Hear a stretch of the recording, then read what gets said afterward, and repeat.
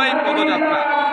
কক্সবাজারে জুলাই পদযাত্রায় জাতীয় নাগরিক পার্টির কেন্দ্রীয় নেতৃবৃন্দরা ইতিমধ্যে কক্সবাজারে এসেছে এবং অল্প কিছুক্ষণ পর এই মঞ্চে তারা বক্তব্য রাখবেন। ইতিমধ্যে মঞ্চের সকল প্রস্তুতি সম্পূর্ণ হয়েছে, আমরা সেটি দেখতে পাচ্ছি।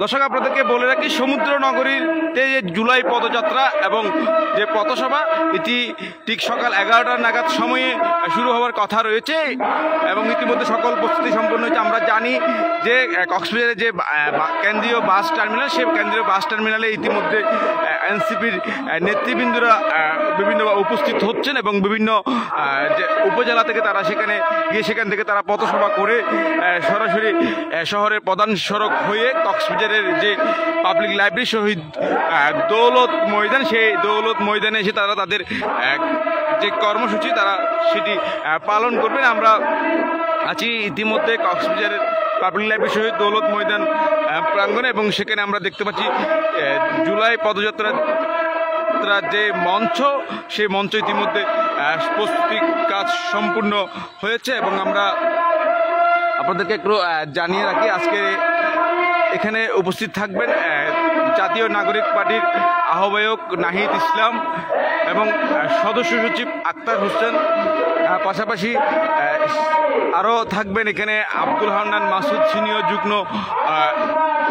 যুগ্ম মুখ্য সমন্বয়ক জাতীয় নাগরিক পার্টি, নাহিদা সরোয়ার নিবা, সিনিয়র যুগ্ম সদস্য সচিব এনসিপি, এবং আরিফুল ইসলাম আদিব, সিনিয়র যুগ্ম আহ্বায়ক, এবং সার্জিস আলম মুখ্য সমন্বয় সংগঠক উত্তরাঞ্চল জাতীয় নাগরিক পার্টি, এবং তাসনিম যারা যুগ্ম সদস্য সচিব, SM সুজন্তা শারমিন সিনিয়র যুগ্ম আহ্বায়ক, এবং নাসিরুদ্দিন পাটোয়ারি মুখ্য সমন্বয়ক, হাসনাত আবদুল্লাহ মুখ্য সংগঠক দক্ষিণাঞ্চল, এবং এইসব সকল কেন্দ্রীয় নেতৃবৃন্দ এখানের এই পাবলিক লাইব্রেরি শহীদ দৌলত ময়দানের এই মঞ্চে তারা বক্তব্য রাখবেন এবং দেশব্যাপী যে তারা জুলাই পদযাত্রার কর্মসূচি ঘোষণা করেছেন, সেই জুলাই পদযাত্রার কর্মসূচির অংশ হিসেবে আজকে 19তম দিনে কক্সবাজারে তারা এই কর্মসূচিটা পালন করবেন।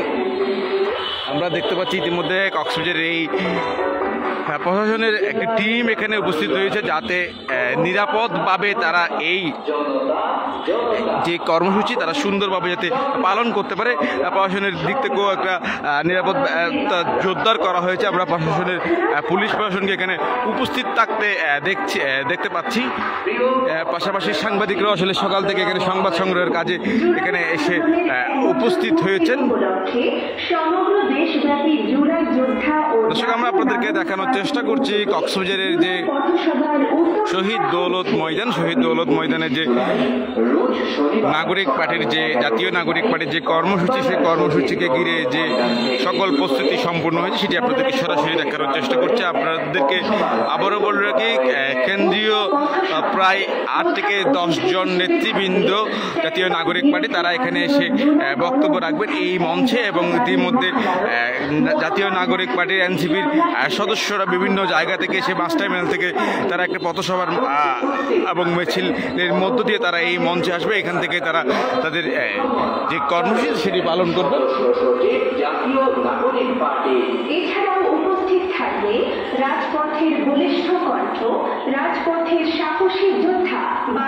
দর্শক, আমরা একেবারে কক্সবাজারের যে পাবলিক লাইব্রেরি শহীদ দৌলত ময়দানের যে বিভিন্ন চিত্র রয়েছে সেটি তুলে ধরার চেষ্টা করছি। আমরা একটু আপনাদেরকে দেখাই কক্সবাজারের যে শহীদগুলো রয়েছে তাদেরকে একটু দেখাই।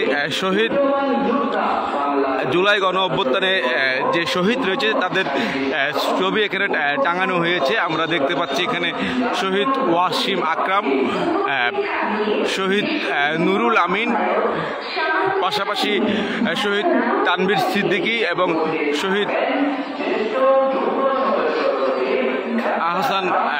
আহসান হাবিব। এই সকলে এরা 4 জনই আসলে কক্সবাজারের সন্তান এবং পাশাপাশি একজন রোহিঙ্গা শহীদও রয়েছে, শহীদ নুরুল মোস্তফা। অর্থাৎ গত বছরের জুলাই এবং আগস্টের সময় যে গণ অভ্যুত্থান হয়েছে সে সময় তারা শহীদ হয়, আন্দোলনে গিয়ে তারা শহীদ হয়, সেটি আমরা জানতে পেরেছি। এবং ইতিমধ্যে সকল প্রস্তুতি যেহেতু সম্পূর্ণ হয়েছে, অল্প কিছুক্ষণ পর এখানে কক্সবাজারের যে কর্মসূচি সেটি পালিত হবে এবং কেন্দ্রীয় নেতৃবৃন্দরা ঠিক এখানে এসেই তাদের বক্তব্য পেশ করবেন, আমরা সেটি জানতে পেরেছি। দর্শক, আমরা আবারও আপনাদের সাথে যুক্ত হব এবং দেখানোর চেষ্টা করব আসলে কক্সবাজারের যে এনসিপির যে কর্মসূচি এটি আসলে কিভাবে পালিত হচ্ছে এবং সেখানকার সকল গুরুত্বপূর্ণ তথ্য আমরা আপনাদেরকে তুলে ধরার চেষ্টা করব। দর্শক, এতক্ষণ সাথে থাকার জন্য আপনাদেরকে অসংখ্য ধন্যবাদ।